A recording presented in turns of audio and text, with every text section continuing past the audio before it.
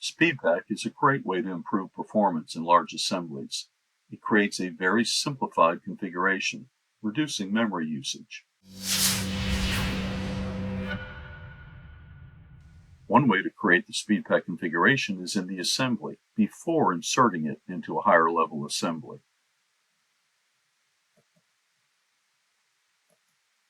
Right-click on a configuration and add SpeedPak. We include any geometry we will need to access after this is inserted into another assembly. I'll select a few faces that I plan to use for mating.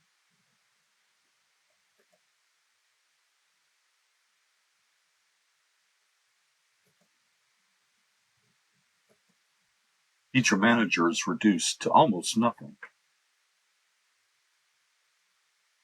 Graphic Circle is displayed as you move the cursor around, hiding everything that was not part of the SpeedPak selection. One of the enhancements in SOLIDWORKS 2025 is an option to control the transparency of the graphic circle.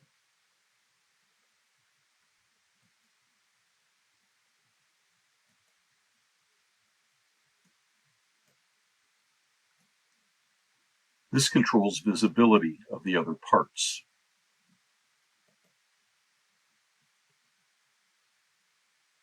Since it's just a configuration, it can easily be set back to the default.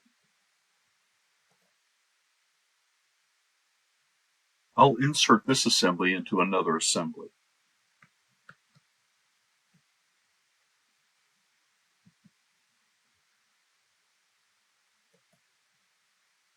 I'll activate the SpeedPak configuration. The only faces available to select are those defined in the SpeedPak.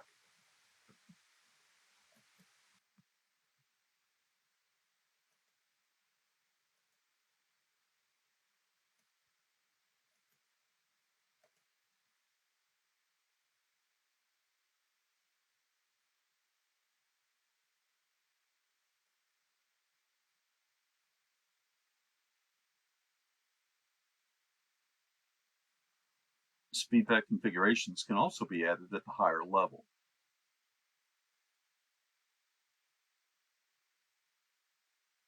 We have two options.